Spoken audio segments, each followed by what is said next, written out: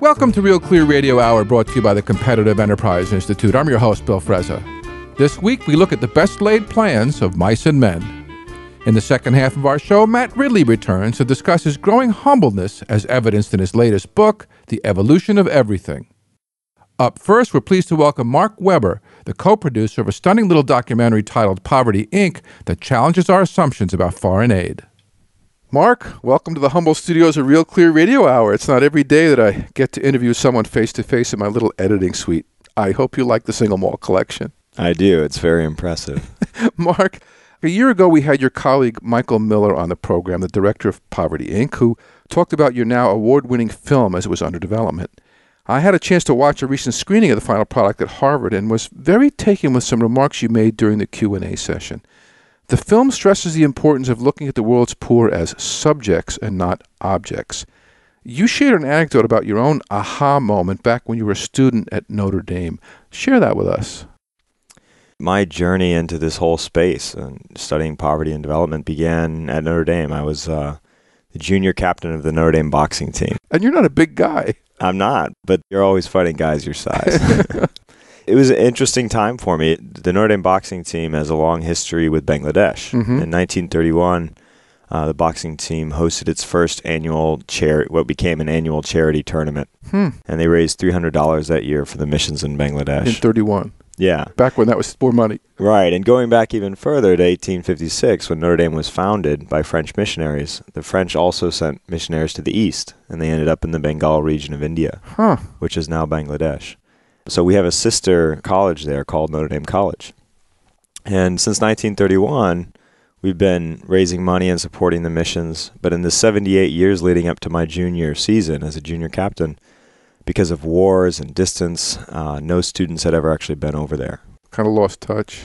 Well, thankfully, the way the Catholic Church operates, the leadership there was they lived there. Mm-hmm. You know, even the Americans and Canadians who were there, they lived there for 50 years, so they were practically native. Right. But as far as our relationship, we were contributing but not really having a relationship. And so we, in 2008, decided to begin that relationship. And it really all went back to the motto of the team, started in 1931, which was strong bodies fight that weak bodies may be nourished. This kind of captured this fighting in the ring, but also fighting for something bigger than yourself. Sure, social justice and, yeah. Right. And we put it on our T-shirts and our billboards and our commercials, raising about $50,000 a year with 200 guys. Sports Illustrated had covered it. ESPN3 covers it every year now. NBC covered it. But we didn't have a relationship. And so in 2008, we went over for the first time, and I led the first group of guys over. We also brought a film crew with us and produced a documentary called Strong Bodies Fight. But I'll never forget the first village school we visited. It was in the tribal areas where we'd been supporting people for many years. And it was a tin roof school, all-girls school. Mm-hmm. And we come in, and the girls come out, and they sing their cultural songs, and they dance their cultural dances, and present you with beautiful flowers. And I'm crying. And it was just a very emotional, very real moment for all of us. And then our Bengali priest introduced us. And we were all in the front of the room, and he said, "These are the Notre Dame boxers, and we owe them a great deal of gratitude for the many years of support they've given us. And they have a beautiful motto. It's strong bodies fight, and they are the strong bodies, and that weak bodies may be nourished, and we are the weak bodies." Ooh.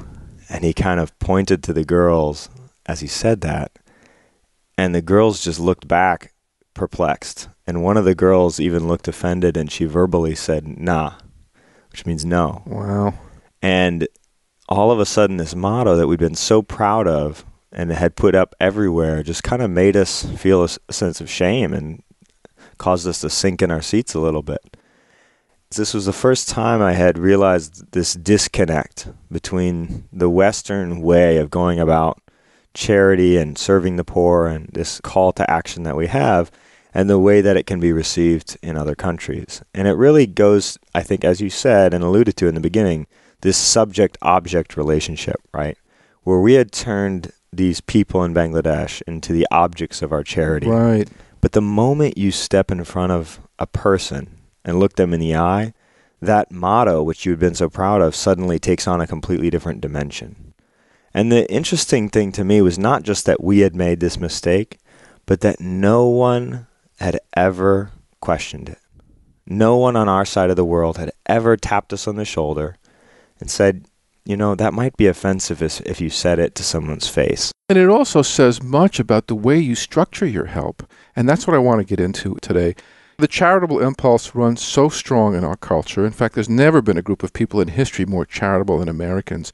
How has this impulse been translated into government foreign aid programs?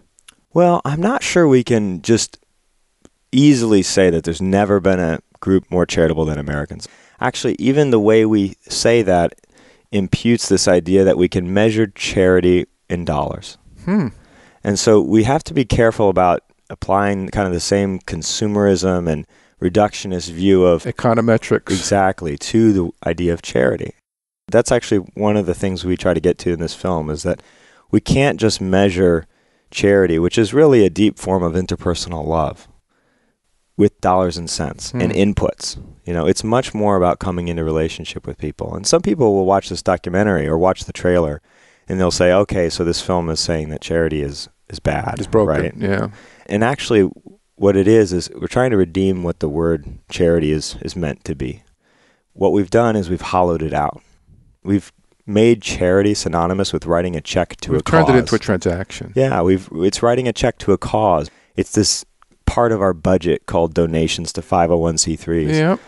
What we need to do as people who care about the well-being of one another and who live in this global community that we have is really decompartmentalize this idea of charity and vertically integrate it throughout all of our interactions with people, throughout all of the dollars that we spend, not just in this little box that we call charitable dollars. Well, this is going to sound like a stupid question, but I want to spend a bit of time on it.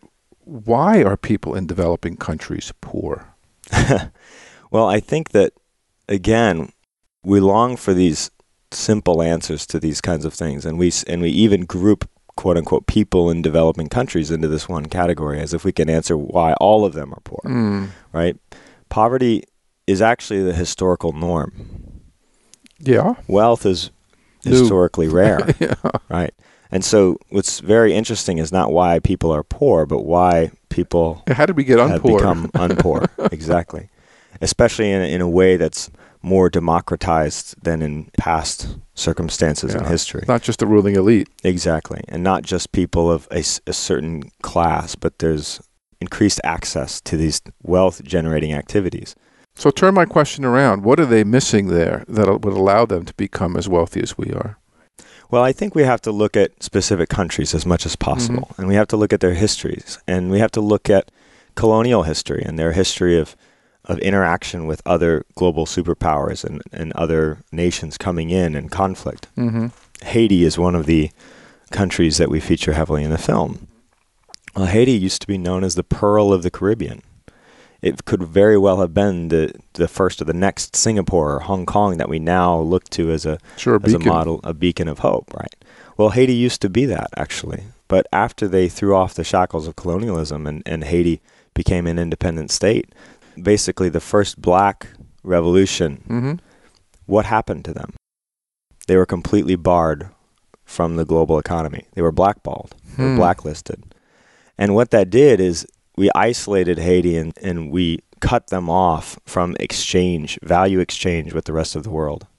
And when that happened, it fundamentally restricted Haiti's ability to engage in the market economy, which we now have all benefited from.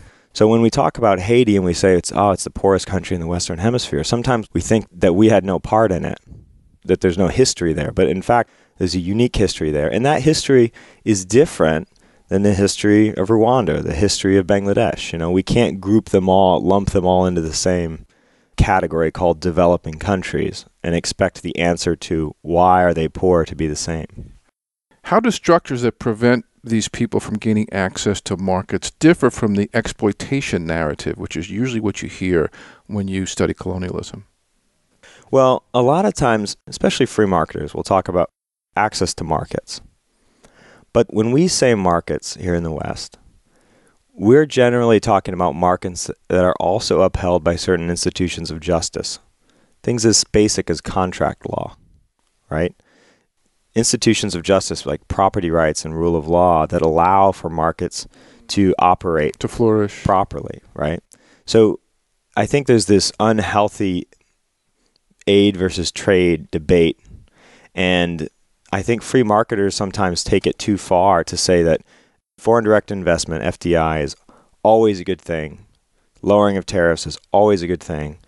Free markets are always the best solution. The problem is that when we say free markets, we have to be more specific about what is an authentic free market. Because what happens is, and I think we're seeing this with Pope Francis right now, the capitalism that we experience here in the U.S. is fundamentally different than the capitalism that is experienced in Latin America. Sure. And what I mean by that is, let's use the NBA as an analogy, okay? So the NBA for the last several years has been making a concerted effort to become more international, invite more international players, get more international fans. The San Antonio Spurs were the most international team to ever win what's now called the World Championship, right? Yeah. But imagine for a second if they were to say, well, you know, at the end of the day, we're still an American league, so only Americans can take steroids. And in fact, the league will buy your steroids for you. Would this be considered in the spirit of competition in basketball? Yeah. And so you can go one of two ways with this. You can say, we are primarily about the San Antonio Spurs, and so we're fine if we take steroids or whatever. Or are you primarily about the spirit of the game of basketball and competition?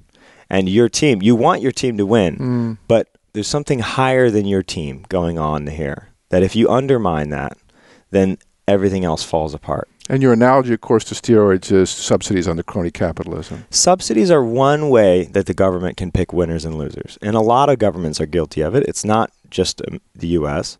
Agricultural subsidies, especially, which we cover in the film, hit the agrarian economies of Latin America and the Caribbean really hard.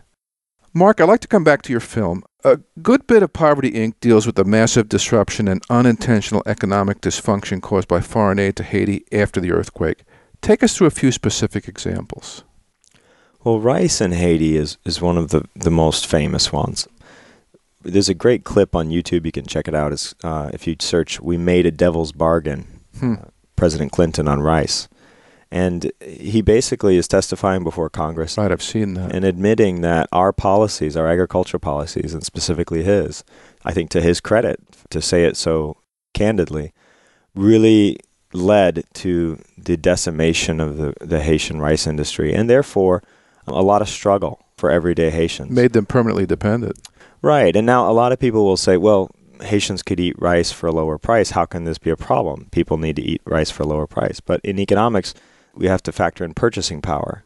So while the price on paper may go down, if your employment opportunities also go down, right, then your purchasing power diminishes and the relative price to your employment is actually higher. And it's not just rice. It's rice, it's shoes, it's construction materials, it's you name it. Exactly. And that's why, Tom's Shoes is another example of kind of a newly repackaged version of the same charity and aid model of dumping free goods and services onto local markets. Tom's Shoes isn't single-handedly destroying markets, but when you add up all of the people and all of the organizations that are shipping metric tons of stuff that's arriving on the docks in Haiti, and there's a whole underground market for that, by the way, then it really does disrupt a local economy. Now, some diehard free marketers will say, well, the local economy should adapt to this. Yeah, go do something else. Go do something else. Yeah, get into prostitution. Right. The problem is I think that, okay, if you want to say we don't care if this is harmful, we're just going to keep doing it, they should adapt. Okay. But let's not pretend like we don't know that it's harmful. There were some great stories in the film. People are going to have to go see it for themselves. But along with Haiti, your film deals quite a bit with Africa. You quote a Ghanaian software entrepreneur as saying, "We are held captive by the donor community." What does that mean?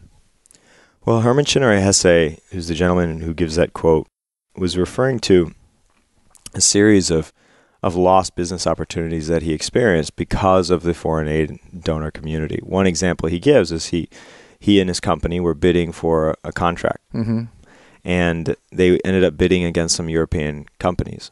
The European companies, instead of bidding on the contract based on the merit of their companies, they were able to get their government to provide a soft loan for the Ghanaian government. Backing. Right.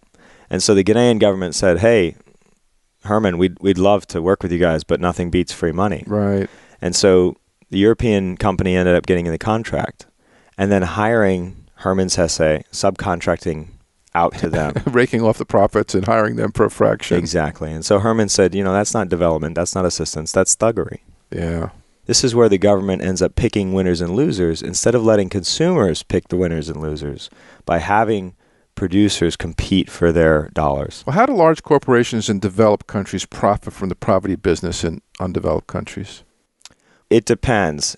There's lots of different ways. One of the ways is the agricultural industry in the U.S., the shipping industry in the U.S., and also the NGO or nonprofit industry in the U.S., which has its own powerful lobbyists. So a few years ago, in response to some of the criticisms of dumping of products in places like Haiti, USAID, to their credit, tried to institute what's called procurement reform, meaning they wanted to procure more things locally when given as aid.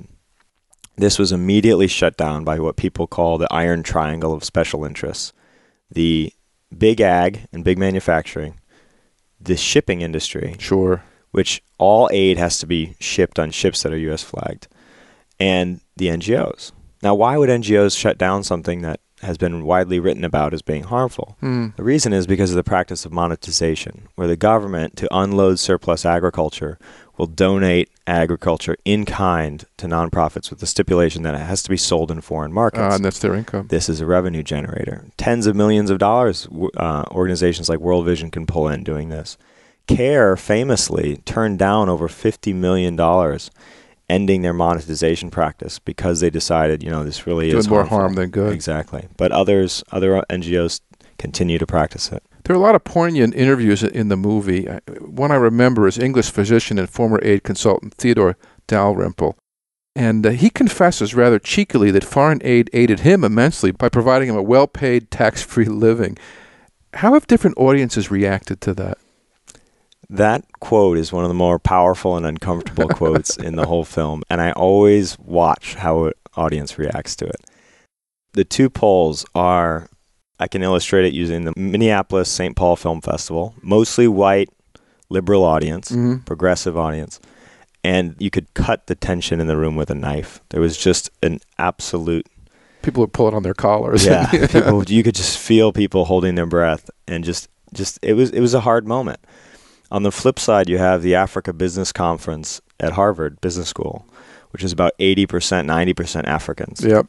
The room was uproarious. It was laughing and clapping and hooting and hollering. And I think that these completely different reactions show us that there's a completely different set of assumptions in play here. There's a real disconnect in what the African community is aware of and what the Minneapolis community is aware of. And the film is really about trying to bridge that gap. How big is the global poverty industry, and how many people make a nice living administering foreign aid? We don't think necessarily in terms of dollars and cents. It's big. It's, in the billions. But if we were spending billions fighting poverty and these programs were working, then it wouldn't be an issue. Yeah, that's right. So it's really not about how much we're spending. I think sometimes we get caught up in how many billions or trillions. Except we've been spending it for 50 years, and it doesn't seem to be fixing anything. That's exactly right. There's Angus Deaton, the recent Nobel Prize winner, has said that he can find no causal correlation or even no consistent correlation, forget causality, between aid and growth. Now, you can always find anecdotes. You can and you can always find good people working in this space. It's not about people wanting to... I think for the most part... There's very little ill intent. I think there's very little ill intent, at least on the ground level. I will say at the State Department level, I think we would be naive to think that the aid-receiving countries, it's pure altruism that drives this. There's a lot of corruption going on, too. Well, not just corruption, but geopolitical strategic maneuvering, right? I mean, if you look at the history of the Cold War and its corollary activities with aid-receiving countries, a lot of aid is securing alliances with geopolitically strategic... Well, we've propped up a lot of dictators. Exactly. Why? Because of cost certainty. in business, you want cost certainty. It's the same in politics. You want to know what you're getting from leader X or leader Y. He's a bastard, but he's our bastard. Exactly. You know what you're going to get. And that cost certainty is why we end up propping a lot of dictators, because we have a certain vested interest in just knowing what the next 10 years are going to look like. And that's where it's not necessarily altruism, but much more about, as a superpower, how do we maintain our balance of power and dynamic in the world. Mark, your fellow documentary producer Michael Moore has quite a bit to say on the poverty subject. How would you compare his views to yours? I doubt there are many things that Michael Moore and I agree on. But one of the really exciting things about this documentary is that it is traversing the entire political spectrum. The film started off the film festival circuit winning a $2,500 grand prize from a Libertarian Film Festival and the Audience Choice Award. It's up for a $100,000 Templeton Freedom Award. And yet it's been endorsed by Michael Moore and embraced by the mainstream film festival community, which is it's quite a crossover. Left of center, to say the least. So why is this? I think the reason has to do with looking at power dynamics in our world. And what we're seeing is that you have the left, which is traditionally suspicious of the consolidation of corporate power. And you have the right, which is traditionally suspicious of consolidation and centralization of government power. And what people are realizing is that these things are really go hand in hand. You think? And there's a revolving door. And so I think the film illustrates this and uses poverty as an example. And it's been really encouraging that people are able to leave some of their ideological baggage at the door and actually have a conversation about some of the basic things that we're all partaking in.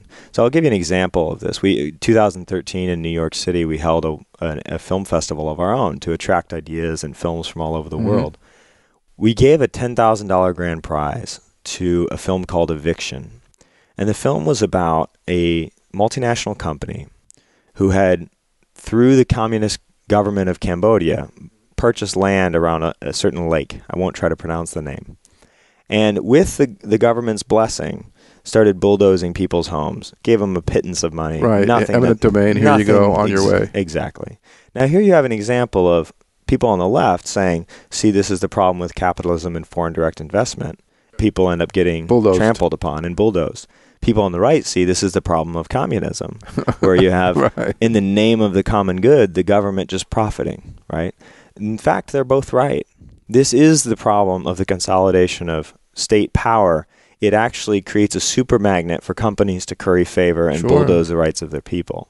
And so it's a really illustrative point where people on the right who are pro-free market also have to be for the institutions of justice that protect the marketplace and make it actually competitive, as opposed to having a global marketplace where people are constantly getting bulldozed because states and big corporations are always in bed with each other. Which gets back to property rights, rule of law, land titles, the things that Hernando de Soto and others keep talking about. That's exactly right. And it gets back to, I think, why we shouldn't necessarily freak out when Pope Francis rails against capitalism. Instead, we should say, what is he experiencing that's different than what we experience? And how can we bring attention to, going back to the NBA analogy, how can we bring attention to what needs to be fixed in the game of basketball in order to really honor the spirit of the game? And I think we can do the same thing with capitalism. When I was in grade school, I used to have this Christian CD called By DC Talk. There's this quote from a pastor named Brennan Manning. It said, "The single greatest cause of atheism in the world today is Christians who espouse Christ with their lips and deny him with their actions. This is what an unbelieving world finds truly unbelievable." And I would argue the same thing is happening with free markets, where people who espouse free markets are all too ready to export crony capitalism around the world. Right.